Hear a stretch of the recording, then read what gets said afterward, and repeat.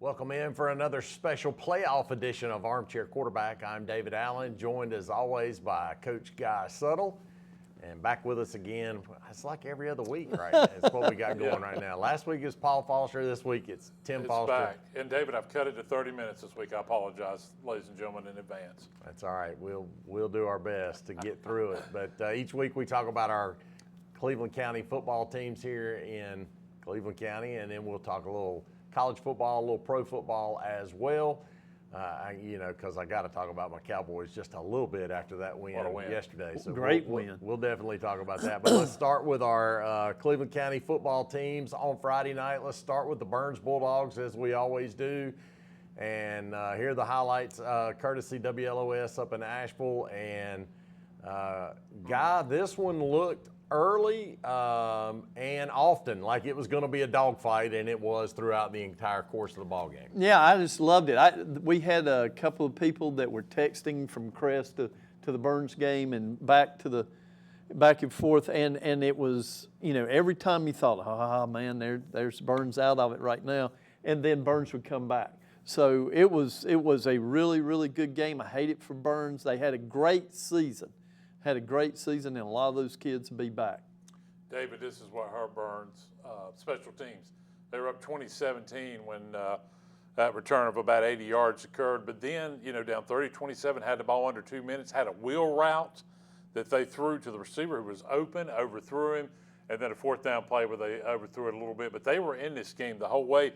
Really, one or two plays decided this game, David. And Burns had a great year. 4 of their 5 losses are the teams still playing. Just a heartbreaker on Friday night. Yeah, no question about it. So Burns in the fourth quarter alone, the lead switched places, I think, 4 times. Mm-hmm. Burns went ahead, then Brevard went ahead, then Burns went ahead, then Brevard went ahead for the final margin. There it is, 30-27. Bulldogs season comes to a close. As you said, though, returning players and whatnot, Coach David Devine. Though we'll be looking for a quarterback because Drew Dixon was a senior this year. So we'll definitely need to find somebody. And, I don't think you knew that Drew Dixon was going to be his quarterback this year, and Drew did a tremendous job for him. Yeah, he did a tremendous job. The situation came open, and I thought, the Dix kid stepped in and did a tremendous job for what they needed him to do. And he managed the game for them. And that's all you can ask out of the quarterback is to be able to manage the game. So, again, the Bulldogs drop that game to Brevard, and season comes to a close. Move over to the Crest East Lincoln game. Boy, a lot of people in the state fired up about this one, thought this one was going to be, as we said last week, a slobber knocker. And the only team getting the slobber knocked out of them was East Lincoln early in this ball game. Crest took a 24-0 lead at halftime, I think, wasn't it? Tim? Me and Guy were talking before we went on. Everybody talked about how many passing touchdowns would these 2 great quarterbacks throw. Well, they only threw 2. It was the line of scrimmage where Crest won the game. 3 rushing touchdowns in their defense. This is the best defensive game of the year for Crest. That's a big fourth down stop. But I thought David and Guy, Crest won the line of scrimmage. They kept East Lincoln from getting big plays, and Crest called big plays themselves. And when you get up 24-0, even though East Lincoln made a great valiant comeback in the second half, there's Jason Black. He'd been out for 6 weeks, David, 9 carries, 100 yards, 2 touchdowns. And then the athletes and Guy, I just thought Crest was faster and more physical Friday night. Yeah, as a fan or someone that was at the game, attending the game, if you were on the East Lincoln side, you saw a little bit of a comeback coming in the third quarter. And then if you're on the Crest sideline, you see the ball just get ripped out of the running back's hands, and as East Lincoln was driving to make this a one-score game. That flipped the game. And it did. It flipped the game. He was able to return it about 55 yards. Didn't score, but he got down into the red zone, and Crest was able to take advantage of it. David, I would just say Eli Hamrick had thrown 2 interceptions all season. He threw 2 in the third quarter. This was one of them, and we'll see the other one in a minute, and then we're going to see that big turnover. But East Lincoln, you could really feel the momentum swing starting to occur. This may or may not have been a touchdown catch into the end zone. They did call it a touchdown. Here was the play, though, that really flipped the game, I thought, guys. That right there, and David Crest kind of took control after that. Well, and of course, going back to that interception, it looked like somebody must have run the wrong route or Yeah. something, because that was like a punt, fair catch of a punt. Yeah, and it was. We had not seen Eli have that kind of an inappropriate read. So someone either broke off a route or stopped a route that was supposed to continue on. One thing that impressed me with both of these is the number of athletes on the field. Grant Lawless, I thought, did a good job of managing the ball game for East Lincoln, along with Jackson Dollar. He was everything he was built for. I will say I saw some still photos of that catch in the end zone, and when you look at it frame by frame by frame, the ball did hit the ground. But hey, in high school, he's got to make the call right then, and it's pretty miraculous to even get his hands on it. The other part of that is that Crest just had more athletes. And I'm going to tell you, and it goes back to Cleveland County football, the conference they played in, the non-conference schedule. Crest just looked more physical than East Lincoln. And if you go back and look at East Lincoln's loss to Hickory, kind of the same thing. It was a muscle game, and East Lincoln came up short on that deal. See the final score there on that one, Crest over East Lincoln. The Chargers over the Mustangs. I saw somebody say it's going to be a battle of the horses or something. I don't know, but 31-14, the Chargers, like I said, led 24-0 at halftime, held on, and won 31-14. So the Chargers will move forward to the fourth round. We'll talk about that as a common foe is on the horizon for Crest, and we'll talk about that in the second segment.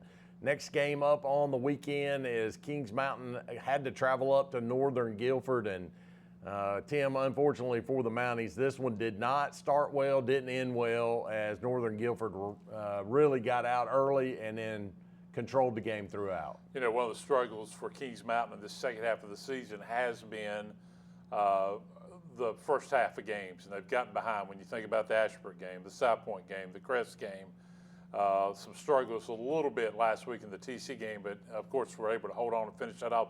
Northern Guilford, way too many athletes in this ball game, and it really it was kind of a tale of two seasons for Kings Mountain. Remember, they won 30-14. Remember, they beat Shelby to start the year, and then they had injuries, and they just didn't look quite the same, and they just didn't score the points. Remember, early in the year, they were scoring points. They struggled with that, but Northern Guilford, way too much speed, way too many weapons. All of a sudden, 21-7 game was 34-7 in the third quarter, and that was a big difference. Yeah, when we said going up there that Cleveland County was familiar with Northern Guilford, certainly Crest was familiar with Northern Guilford, even though it was a different coach. We knew that the players had not changed, and what Northern Guilford brings to the table is usually huge up front and tremendous skilled people. And that spells a bad recipe for Kings Mountain. Kings Mountain, again, though, young players. I think the Bell kid that is a quarterback is just a sophomore. So they've got, granted, they're going to be losing Tex Vaughn, but, that happens, and we all move on. And I would just say, David, as we wrap up, as we wrap up, I think Kings Mountain and Burns both have got a chance to really be tremendous teams next year with what they've got coming back, if they can fill some key spots. So the Mounties again at Northern Guilford on Friday night, finish up the season. There you see the final 37-7, the final score in that one, as the Mountaineers will head into the offseason at this point. Final game of the week, the Shelby Golden Lions on the road up at Mount Airy. And of course, the Mount Airy folks were billing this as a battle between two of the winningest programs in the state. I think Shelby's first, Mount Airy is third. But the Golden Lions had no trouble on Friday night. Here you see Land Farmer with a completion across the middle. Coach, 18 of 19 for the night. Only had the one incompletion. What a pass. 257 yards and 4 touchdowns. Well, in the other part of that, great. I mean, that is a quarterback stat that he'll carry for a long time, 18 of 19. But kudos to the people on the other end of that pass. Yeah. No drops.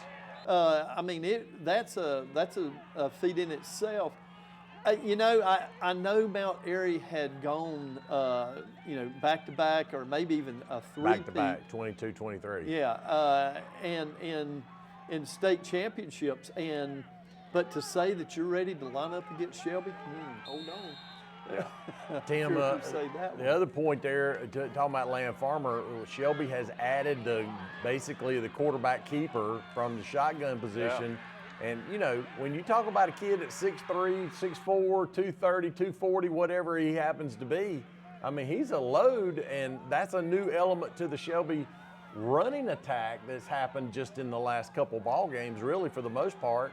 And Land had a great night running the football, a couple touchdowns on the ground as well. Yeah, I mean, he's playing as good as any player in 3A right now. As a matter of fact, I think he's the best player in 3A right now heading into the state quarterfinals. And, you know, when I saw the Shelby Crest game at field level back in September, and you're right, I got a good view of him, and he is a big young man to try to bring down. He's a lot faster than you think for his 6'3" frame as well, and just does a good job. But he has found those receivers, and the big thing for me, David, Shelby has cut out a lot of those mistakes, those mental mistakes, those turnovers they were making early in the year, and what an unbelievable catch right there. And as long as they do that, they're going to be hard to beat the rest of the way. All right, that last touchdown you saw there by Lorenzo Roseboro, Shelby got the ball with 9 seconds to go in the half, up 21-7. They completed 2 passes in 9 seconds. That last one was with 2 seconds left when they snapped it.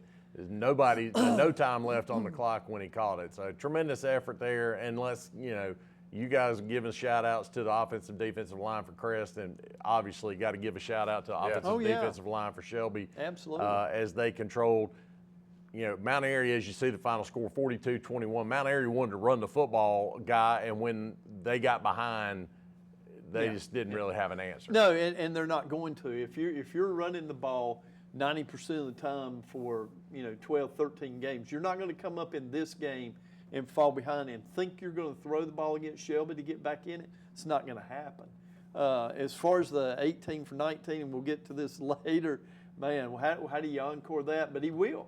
We say that every week. How does Land get better than the performance he had last week? And he does. So, hey, Bryce Young would like to be 18 for 19 tonight. Yeah, and I was just going to say, David, I think he's in the top 6 or 7 in passing yards right now in the state, Land. And I'm talking about all classifications. So people are talking about this is our Thanksgiving week edition. But if you're a Shelby fan, you're thankful for that for sure right now. No question about it. Jonas Woods also a great game at another 80-something yards on 20 carries. So he was a workhorse for him, the freshman running back that has stepped in since Jalen Tate went down with the ACL in the Lincoln game. Speaking of Lincoln, we'll talk about them coming up in our second segment. We'll do that right after this. You're watching Armchair Quarterback.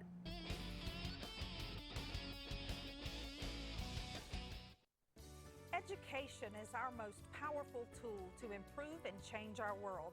Hi, I'm Rhonda Benfield, your host for School Matters. Join me for a new program every other week with information from and about the students and staff of Cleveland County Schools. Discover what our schools are doing to challenge students and help them reach their full potential. You can catch us on Spectrum Cable Channel 19 or stream us live on c19.tv.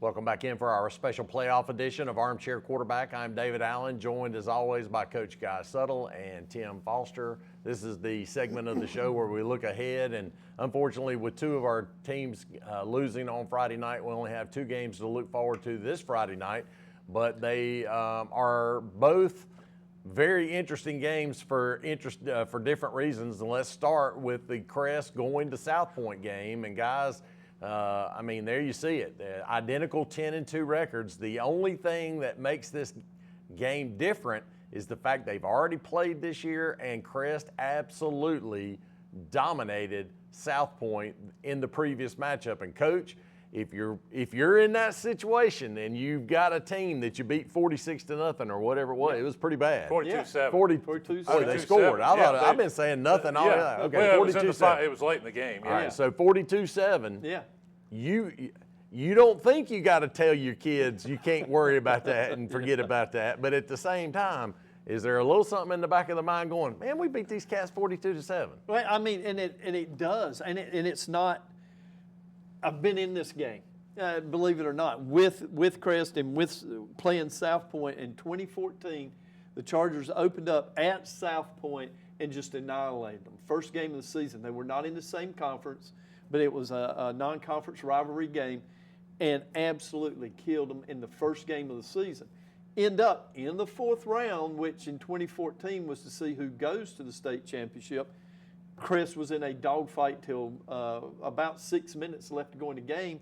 Trey Harbison breaks one for 60 yards. Yes, this is a mental game.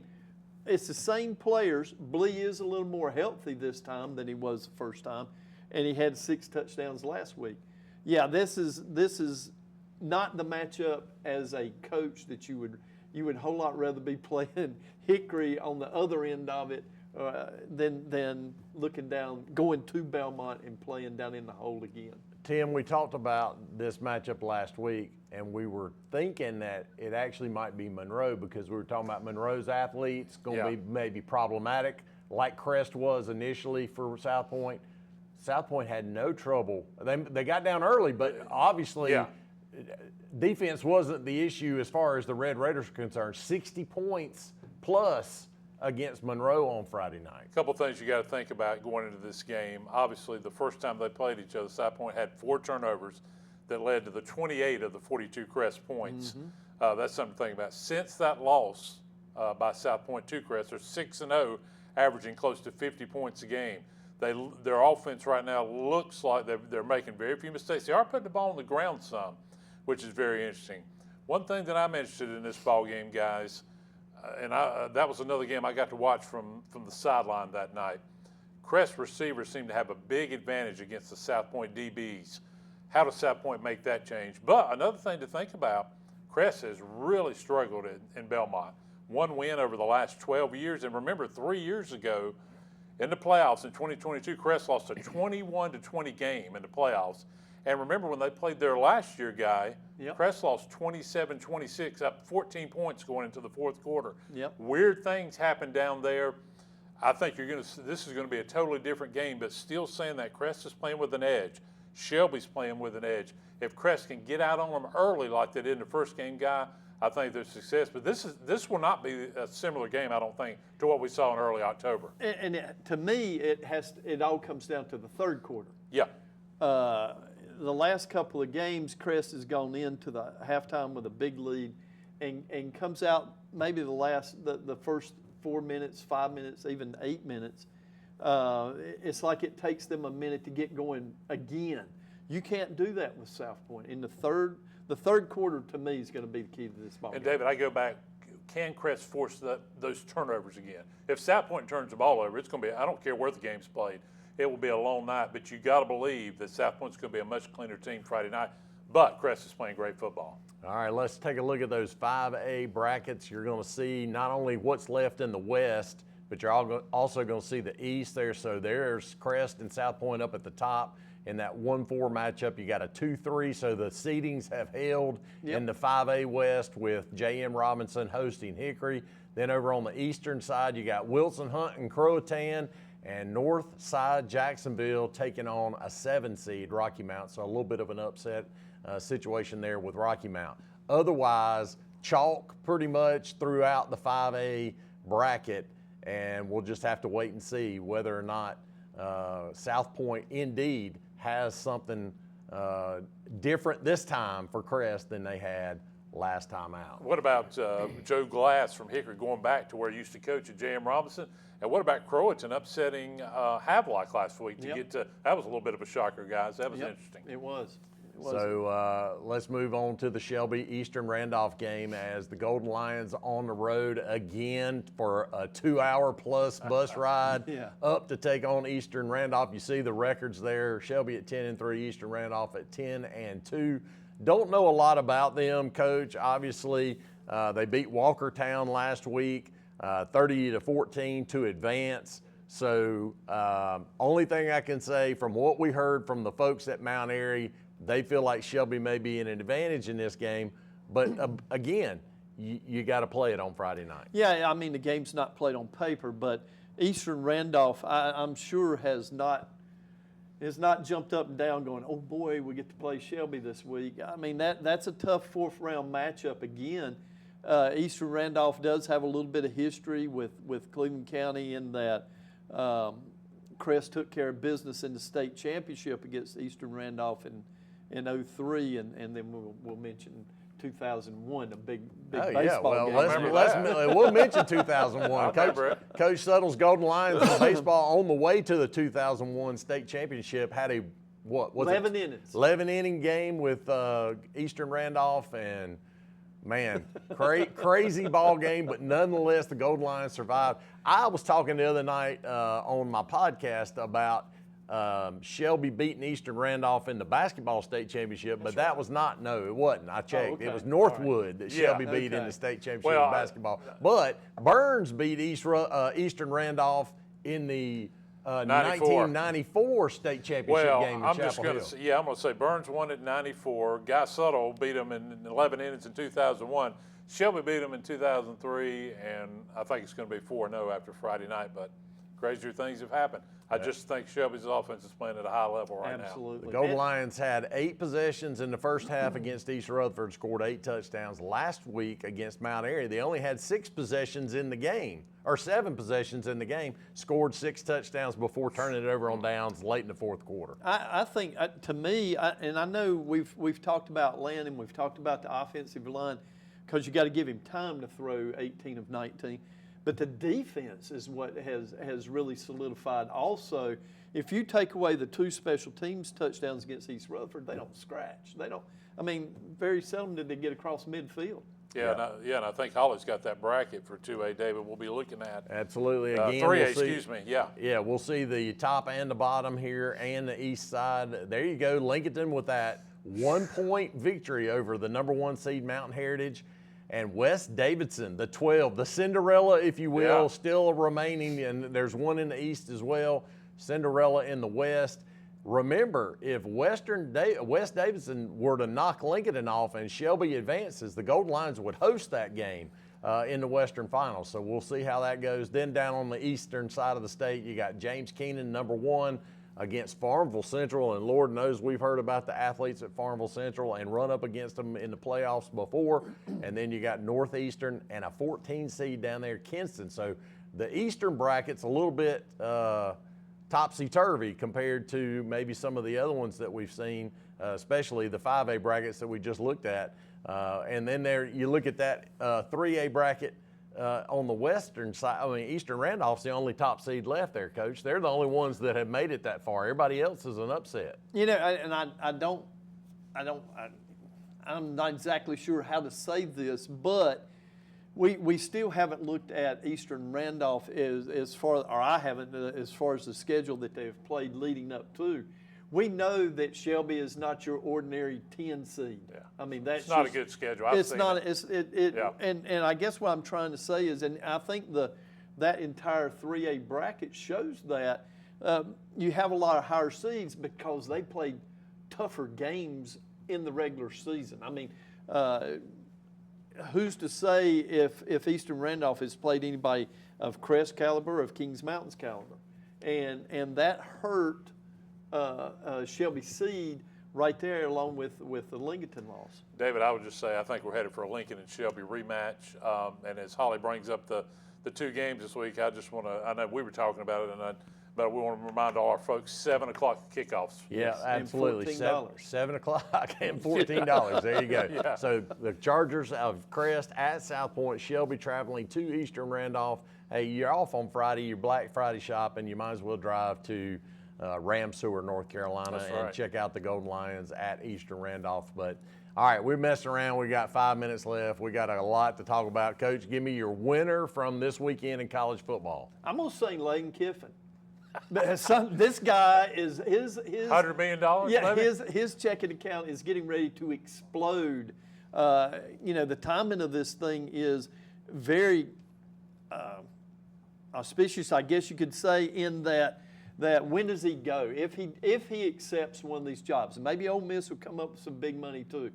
But if he takes one of these other jobs that are rumored at $95, $98 million, plus all these millions in NIL money to go to these schools, when does he take that job? Because, typically if you take a job, you don't get to see your team through the playoffs. And they could very well be in the college playoffs. Absolutely. Who's your winner this week, Yeah, Tim? Tennessee. They ended a 22-year losing streak at Florida. Big win. The most intriguing rivalry weekend game for me will be Texas A&M. Can Texas finally get that big win this Saturday? Yeah, as much as it pains me, my winner of the week is the Duke Blue Devils. They survived that Victory Bell matchup with the Tar Heels. It was a good game. I watched it. I was disappointed, but you go Duke, I guess. Coach, who's your loser this week? I'm going to have to say Southern Cal. They had – it was a slim chance, but they did have a chance to make the college playoff maybe, and that's gone now with the loss to Oregon. All right, Tim. Yeah, Georgia Tech. I mean, they had the destiny to head to the ACC championship. Now it looks like we're in Charlotte in a couple weeks. We could be looking at Virginia and SMU, and one of those teams going to the playoff, but not for long probably. It'll be a quick stay. Yeah, I'm not sure. I mean, Maybe Miami. I don't know. No, I know. Somebody from the ACC is going to go. I'm sure. I feel like, but anyway, let's see if Tulane makes it with our boys from Shelby High down there, Jack Hollifield and Santana Hopper, and right now they're looking in a good position to win that thing. All right, let's move to the pros because we got the Panthers playing Monday Night Football tonight against the San Francisco 49ers. Not really a homecoming because the game is in San Francisco, but needless to say, Christian McCaffrey, I saw a video this week where he was saying he kind of got his feelings hurt when the Panthers traded him. I don't know they played before, but I'm sure Christian McCaffrey will want to be in high gear tonight. Well, I'm sure he will. Anytime that you're playing for your former team, but when you're looking across the field at that sideline, very few of those players that he played with are still on that sideline. I'm sure he was disappointed because he had made his home in Charlotte. But a lot of his friends, with Greg Olson and Luke Kuechly, all those guys are gone. But anyway, it'll be a good game. Tim, don't look now. If the Panthers win tonight, they'll be in first place in the NFC South. Yeah, most of the folks, when they see the show this week, they'll know the result of that. But the good news is could be in first place. The bad news, you got the 49ers, and then you got the best team, I think, in the NFL coming to Carolina Sunday, and that's the LA Rams. They got to find a way to win one of these two, but I don't know if they can do it, David. And when was the last time they were in prime time?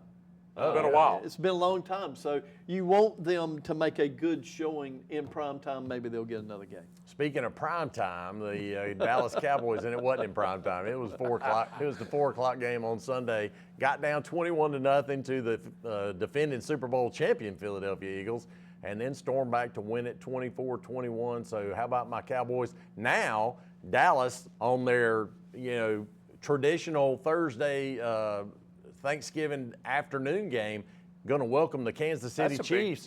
That's a big game for playoff. Hey, listen, the Chiefs coming off a overtime win against Indianapolis yesterday. Yeah, I mean, that is a big game because both these teams are kind of fighting for the playoff lives. And I saw where Dallas about a 15% chance to make the playoff. If they could beat Kansas City, they're not out of this thing yet. That's going to be a very interesting game. What about the Ravens? 1-5, now in first place in the Central, the AFC. Absolutely. I'm going to tell you what, there have been a lot of Thanksgiving days where the game's on Thanksgiving Day, whereas ho-hum and you go to sleep because you got that, whatever that drug is in turkey that puts you to sleep. But I'm telling you what, you got the Detroit Lions and the Green Bay Packers in the 1 o'clock game. You got the Cowboys and Kansas City in the 4 o'clock game. I don't remember what the late game is. But those two are big-time contests, and so get out there and enjoy them. Hey, get out there and enjoy a high school football game on Friday night. Crest at South Point, Shelby at Eastern Randolph. Get in the car, pay you $14. Go see them. All right, that's all we got time for this week. That'll do it for this week. We'll see you next week right here on Armchair Quarterback.